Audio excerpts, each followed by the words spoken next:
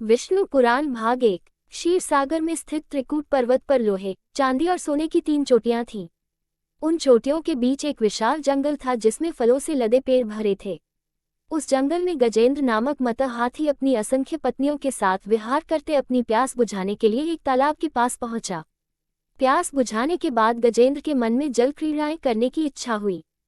फिर वह अपनी औरतों के साथ तालाब में उतरकर पानी को उछालते हुए अपना मनोरंजन करने लगा। इस बीच एक बहुत बड़े मगरमच्छ ने गजेंद्र के दाएं पैर को अपने दाढ़ों से कसकर पकड़ लिया। इस पर पीड़ा के मारे गजेंद्र धीनकार करने लगा। उसकी पत्नियां घबरा कर तालाब के किनारे पहुंची और अपने पति के दुख को देख आंसू बहाने लगी। उनकी समझ में न आया कि गजेंद्र को मगरमच्छ की पकड़ में से कैसे छुड़ाएं। गजेंद्र भी मगरमच्छ की पकड़ से अपने को बचाने के सारे प्रयत्न करते हुए छटपटाने लगा। गजेंद्र अपने दांतों से मगरमच्छ पर वार कर देता और मगरमच्छ उछलकर हाथी के शरीर को अपने तेज नाखूनों से खरोंच लेता जिससे खून की धाराएं निकल आती। हाथी मगरमच्छ की पीठ पर अपनी सूंड चलाता, मगरमच्छ अपनी खुरदरी पूंछ से हाथी पर वार कर देता। अगर हाथी अपने चारों पैरों से मगरमच्छ को कुचलने की कोशिश करता तो वह पानी के तल में जाकर छिप जाता। इस पर हाथी किनारे पर पहुंचने के लिए आगे बढ़ता, तब झट से मगरमच्छ हाथी को पकड़कर खींच ले जाता और उसे पानी में डुबो देता। इस तरह मगरमच्छ और हाथी के बीच 1000 साल तक लगातार लड़ाई चलती रही। गजेंद्र अपनी ताकत पर विश्वास करके हिम्मत के साथ लड़ता रहा, फिर भी धीरे धीरे उसकी ताकत घटती गई। मगरमच्छ तो पानी में जीने वाला प्राणी है, पानी के अंदर उसकी ताकत ज्यादा होती है। वह हाथी का खून चूसते दिन ब दिन मोटा होता गया। हाथी कमजोर हो गया, अब सिर्फ उसका कंकाल मात्र रह गया।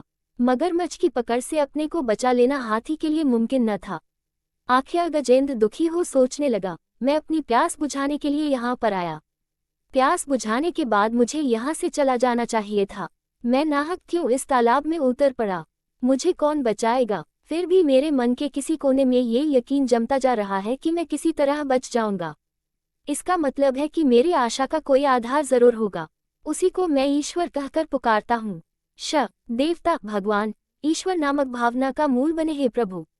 तुम ही सभी कार्यकलापों के कारण भूत हो। मुझ जैसे घमंडी प्राणी जब तक खतरों में नहीं फंसते तब तक तुम्हारी याद नहीं करते।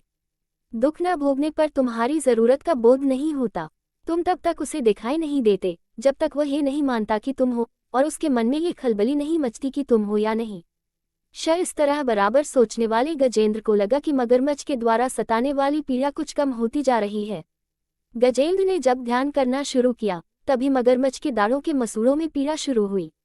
उसका कलेजा कांपने लगा। फिर भी वह रोष में आकर गजेंद्र के पैर को चबाने लगा। प्राणियों की बुराई और पीड़ा को तुम हरने वाले हो। तुम सब जगह फैले हुए हो। देवताओं के मूल रूप है भगवान। इस दुनिया की सृष्टि के मूलभूत कारण तुम हो। मैं यह विश्वास करता हूँ कि अपनी रक्षा करने के लिए मैं जितनी तीव्रता के साथ प्रार्थना करता हूँ, तुम उतनी जल्दी मेरी रक्षा कर सकते हो। सब प्रकार के रूप धरने वाले, वाणी और मन से परे रहने वाले ही ईश्वर। ऐसे अनाथों की रक्षा करने वाली जिम्मेदारी तुम्हारी ही है न? प्राण शक्तियां मेरे भीतर से जवाब दे चुकी हैं। मेरे आंसू सूख गए हैं। मैं ऊंची आवाज में तुम्हें पुकार भी नहीं सकता हूँ।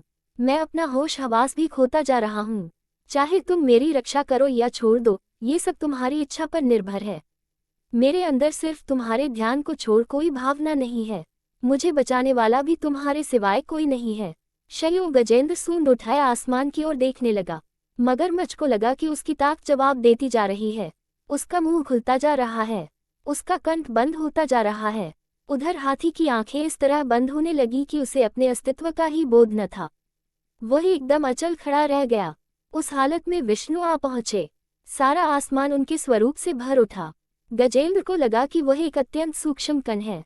विष्णु ने अपना चक्र छोड़ दिया और अभय मुद्रा में अपना हाथ फैलाया। बड़ी तेज गति के साथ चक्कर काटते विष्णु चक्र ने आकर मगरमच्छ का सर काट डाला। दरअसल मगरमच्छ एक गंधर्व था। उसका नाम हुहुश था। प्राचीन काल में देवल नामक एक ऋषि पानी में खड़े होकर तपस्या कर रहे थे। तब मगरमच्छ की तरह पानी में छिपते हुए आकर गंधर्व ने उनका पैर पकड़ लिया। इस पर ऋषि ने उसे शाप दे डाला कि तुम मगरमच्छ की तरह इस पानी में पड़े रहो।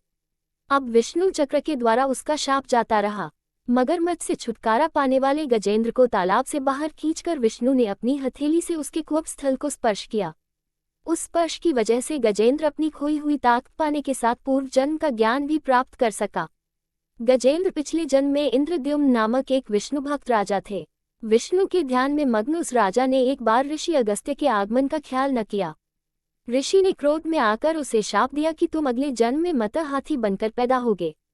उसी दिन गजेंद्र के रूप में पैदा होकर उसने मुक्ति प्राप्त की।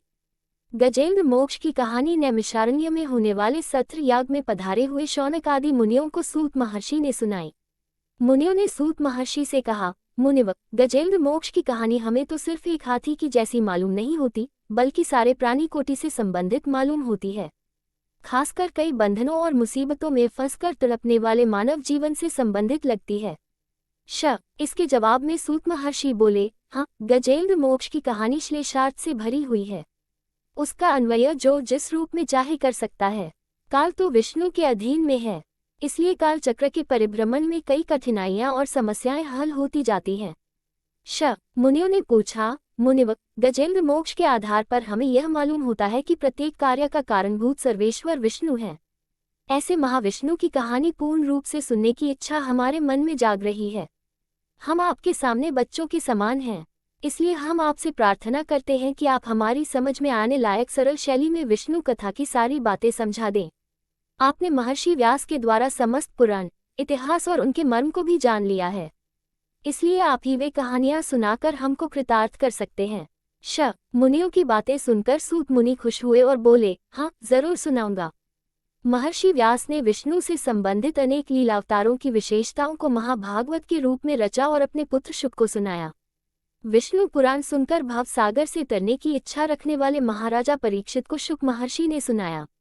गजेंद्र की रक्षा करने के लिए प्रकट हुए विष्णु का अवतार आदि मूलावतार माना गया।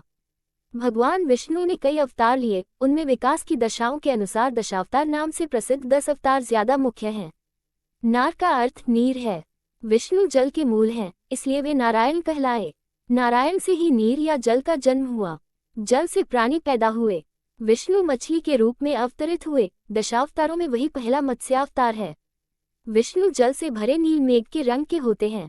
मेघ के अंदर जैसे बिजली छिपी हुई है, उसी प्रकार विष्णु स्वयं तेजो में है।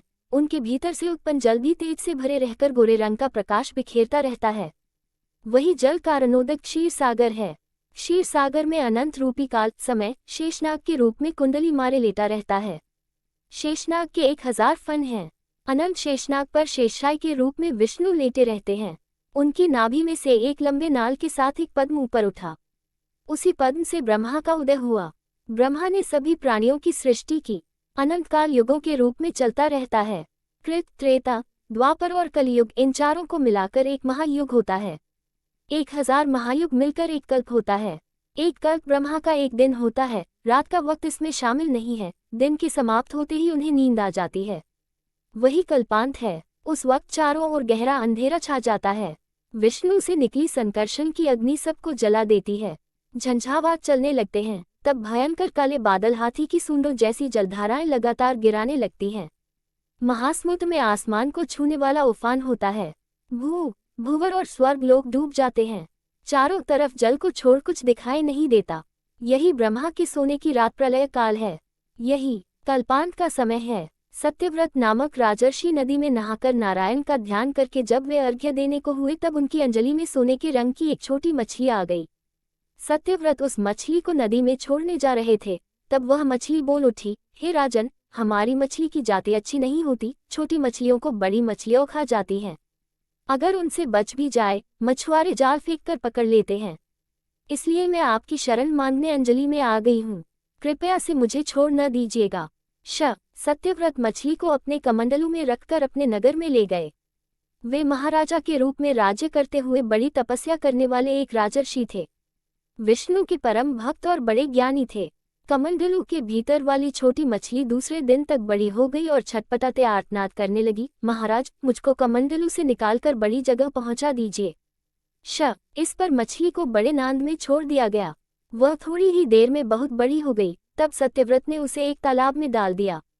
मछली बराबर बढ़ती गई। तब उसे तालाब से बड़ी नदी से समुद्र में पहुंचाया गया। इस पर मछली ने पूछा, हे राजर्षि, मैं आपकी शरण में आया हूँ। ऐसी हालत में क्या आप मुझे समुद्र में छोड़कर चले जाएंगे? क्या मगरमच्छ और तिमिंगल मुझको निगल नहीं जाएंगे? सत्यव्रत ने कहा, हे महामीन, बताओ, मैं इससे बढ़कर तुम्हारे लिए क्या कर सकता हूँ। पल भर में 100 योजन बढ़ने वाले तुमको भला कौन प्राणी निगल सकता है।